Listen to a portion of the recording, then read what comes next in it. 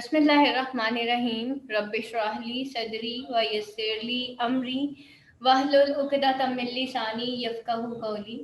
अच्छा जी, टेस के बारे में मैं आपको बताती चलूँ कि टेस एक ऐसी विमेन है जिसको थॉमस हार्डी ने एक प्योर वुमेन कहा है। ठीक है, और उसका बैकग्राउंड क्या है कि टेस जो है वो एक सर्कमस्टांसेस के अंदर जो है वो फंस जाती है और उसके पास फिर किस तरीके से वो एक बुरी लाइफ गुजारने में मजबूर हो जाती है, ये सारी कहानी उसके बारे में लिखी गई है।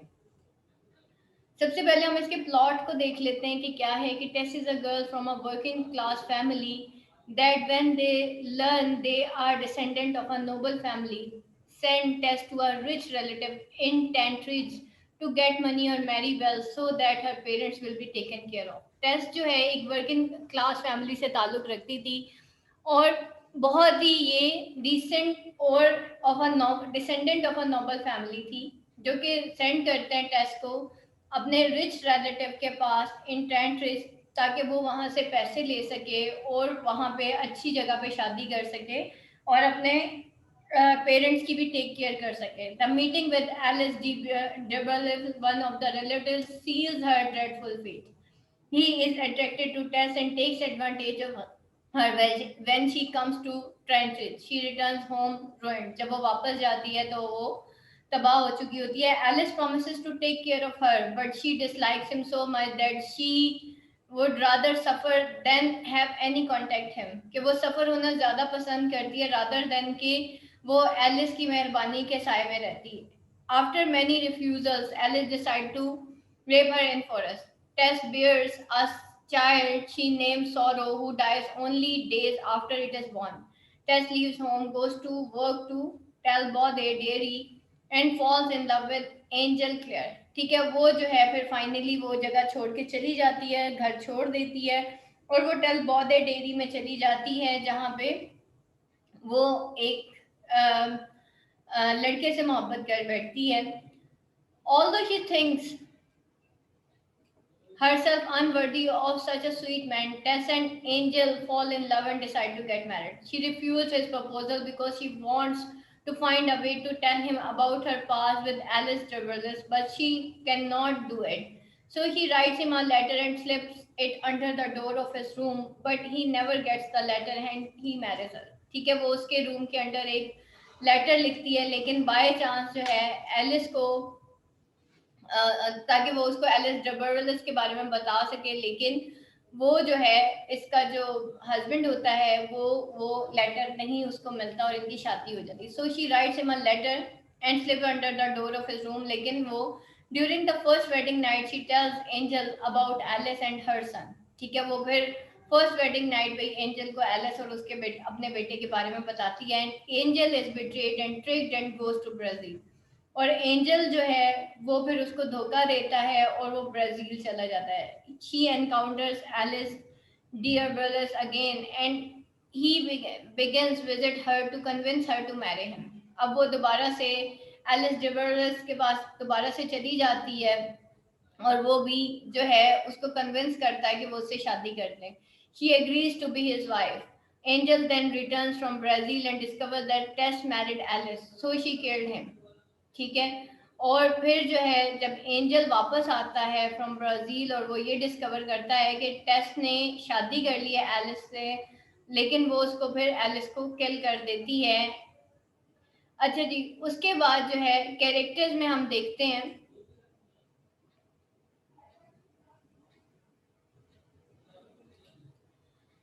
कि सबसे पहले कैरेक्टर्स जो है मतलब वो उसको बहरहाल किल कर देती है और फाइनली उसको हैंग कर दिया जाता है टेस को. ठीक है, तो टेस के बारे में एक क्वेश्चन रेज होता है कि क्या टेस एक प्योर विमेन थी.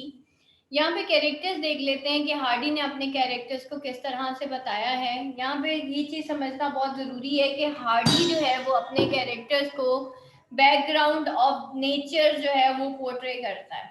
ठीक है, कि इंसान जो है फेट और नेचर और सर्कमस्टांसेस के हाथों मजबूर होता है. तो Hardy subtitled his novel a pure woman. ठीक है, उसने सब टाइटल किया था टेस को a pure woman. He wants to stress his disagreement with Victorian morality that sees Tess like a fallen woman. Tess is a victim of fate, an innocent young girl, pure at heart, crushed by a series of unhappy circumstances. ठीक है, test को उसने title दिया था pure वेमन। अभी मैं आपको बताऊंगी विक्टोरियन बैकग्राउंड क्या था इसके पीछे ना, ये कहानी आपको बता दूं फिर बताती हूँ। तो वो जो है एक सीरीज ऑफ अनहैप्पी सर्कमस्टांसेस के अंदर क्रश हो जाती है। Test can be compare to Maggie in the mill of the floss by George Eliot and ही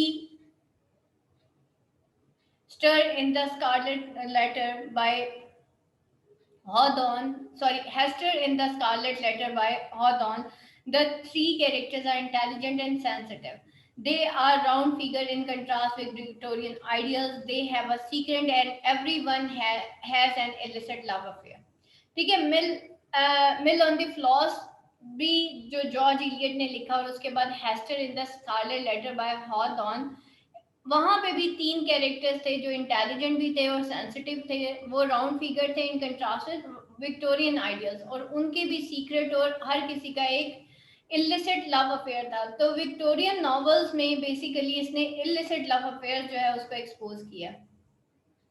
फिर उसके बाद एंजल क्लेयर का एक कैरेक्टर था, the son of a clergy man. He considered himself a free thinker, but his notions of morality is fairly conventional. He rejects Tess on their wedding night when she confesses that she is not a virgin. He is ridiculous and immature. When Tess wants to confess him her secret, at first he does not want to listen to her. At the end of the story, he finds immediately a new beautiful woman, Tess' sister. और at the end of the story फिर उसको एक नई beautiful woman मिल जाती है, यानी कि टेस की sister. फिर एलिस डिबरवल को हम देखते हैं, the libertine son of Simon Stoke and Mrs जबरदस्त। He either rapes or seduces Tess when she is 17. ठीक है, वो उसको seduce करता है जबकि वो 17 years की होती है। She is an absolutely a negative figure, the true villain in the story, and he pays heavily for his sins.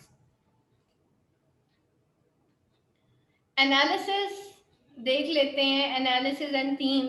सबसे पहले टेस्ट जो है वो एक्मी है मॉडर्निज्म का। ठीक है, this theme is notable in Tess who portrays the energy ways the strength of forces destroyed them. Hardy describe modern farm machinery with infernal imagery. उसने जो है मॉडर्न फार्म मशीनरी को बहुत तरीके से एक इन्फर्नल इमेजरी के तौर पे यूज किया है। At the dairy that the milk sent to city must be water down because the town people can not stomach whole milk.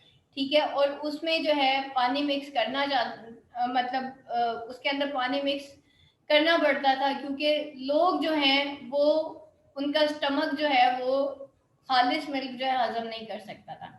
ठीक है, तो वो यहाँ पे बताता है कि किस तरीके से वो एक इन्फर्नल इमेजरी यूज करता है कि वहां के जितने भी लोग होते हैं ना वो करप्ट होते हैं।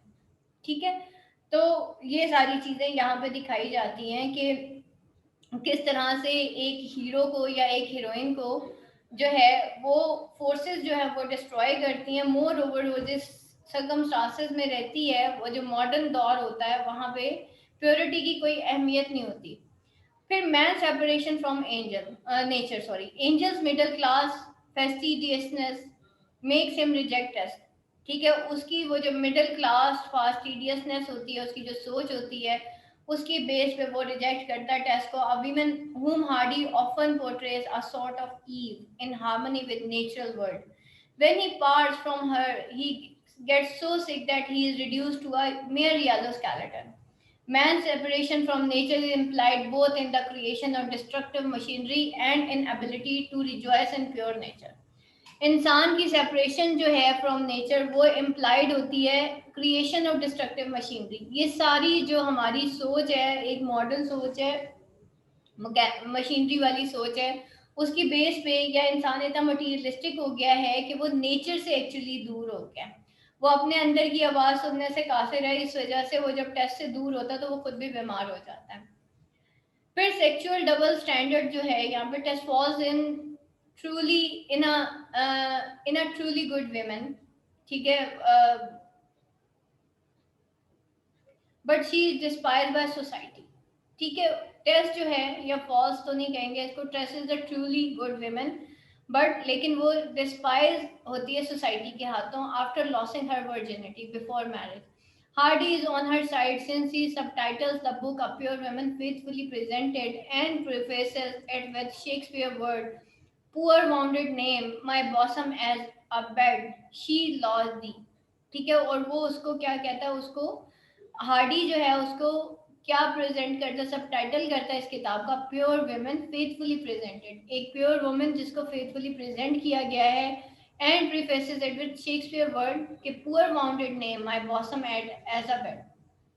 ठीक है, वो पुअर वाउंडेड नेम है जो कि my bosom as a bed shall lodge there, जो कि वहां पे रहता है। The double standard also make the heroine tragedy possible and the serves a mechanism of trust border broader fate. और यहाँ पे जो हीरोइन की ट्रेजेडी है वो क्या है, वो उस सूरत में पॉसिबल होती है जब वो सर्व करता है, ये सारी जो डबल स्टैंडर्ड्स हैं ये सर्व करते हैं मैकेनिज्म ऑफ ट्रस्ट बॉर्डर पे, यानी कि इन तमाम डबल स्टैंडर्ड्स में टेस्ट जो है वो फंस के रह जाती है। अर्थ गॉडेस और सेक्रीफाइस और अ विक्टिम। ठीक है, test can be viewed variously as earth goddess or a sacrificial victim. Early in novel, she participates in a festival for seas, the goddess of the harvest, and when she performs a baptism, she chooses a passage from Genesis, the book of creation, over more traditional New Testament verses. At the end, when Tess and Angel come to stone her, had believed in hardy time to be a pagan temple, she lies down on altar, thus fulfilling her destiny as human sacrifice. यहाँ पे जो है टेस को अर्थ goddess या सेक्रीफाइशियल victim भी कहा जाता है। ठीक है, और उसमें क्या होता है कि वो जो है ही participate in the festival for Ceres and goddess of, जो कि द गॉडेस ऑफ हार्वेस्ट थी। ठीक है, वो पार्टिसिपेट करती है एक फेस्टिवल के अंदर, और फिर वो परफॉर्म करती है एक बैप्टिज्म को। She chooses a passage from Genesis the book of creation. Baptism क्या होता है, बैप्टिज्म बैप्टाइज यानी कि वो पाक पानी के साथ जो मतलब पाक किया जाता है एक इंसान को, तो वो चूज करती है, जो कि एक पैसेज है from genesis book of creation over more traditional new testament versus. At the end जब टेस और एंजल जो है वो स्टोन है जाते हैं, तो believed in Hardy's time to be pagan temple, तो उस टाइम पे बिलीव हार्डिस टाइम में उसको बिलीव किया जाता है ये पेगन टेम्पल है। She lies down on an altar, then fulfilling her destiny as human sacrifice। और वो जो है अपना altar, she lies down on an altar, उसको एक altar कहते हैं जहाँ पे कुर्बान गाह हो। ठीक है, जहाँ पे पूजा की जाती है, कुर्बानी दी जाती है, और फिर thus fulfilling her destiny, और फिर उसकी destiny fulfill होती है as a human sacrifice। यहाँ पे देखिए, जो अभी मैं आपको इसका नेचुरल बैकग्राउंड बढ़ाऊंगी, स्टोन हैज में वो जब जाती है तो उसका टोटली एक विद द सेटिंग जैसे जैसे चेंज होती है ना, वैसे वैसे किस्मत भी जो टेस्ट की है वो चेंज होती रहती है। हार्डी ये कहता है कि जो नेचर है ना वो इंसान की जिंदगी पे हावी है। ठीक है, नेचर जो चाहती है इंसान वही करता है।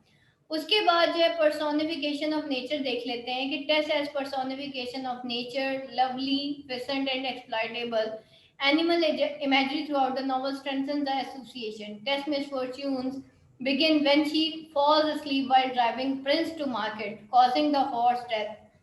At Trentridge, she becomes a poultry keeper. अब यहाँ से देखें कि उसकी मिसफॉर्च्यून कब जो है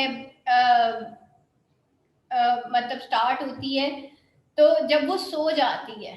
ठीक है, इतना ज्यादा वो थक जाती है कि वो सो जाती है while driving Prince to market causing the horse death. और फिर जो है एट टेंट्रिज, एक और लोकेशन है, वहां पे वो पोल्ट्री कीपर बनती है, तो वहां पे उसके टोटली सर्कमस्टांसेस डिफरेंट होते हैं। और जब वो she and Angel fall in love among cows in the fertile Froom valley and on the road to Flintcomb as she kills some wounded peasant to end their suffering। ठीक है, वो कुछ लोगों को किल कर देती है टू एंड देयर सफरिंग। अच्छा, उसके बाद अडॉप्टेशन जो है यहाँ पे थिएटर देखते हैं कि novel was successfully adopted for the stage twice. 1897 a production by Lorimer Stoddard proved a great Broadway trump for actress Minnie Madderfresh was revived in 1902 and substitute made into motion picture in 1930 but of which no copies remain. और उसके बाद 1946 में एक adaptation by playwright Ronald Gow became a triumph starring Wendy Hiller. ठीक है, ये बस इसकी एडॉप्टेशन यानी कि किस तरीके से इसको नॉवेल्स को डिफरेंट तरीके से पेश किया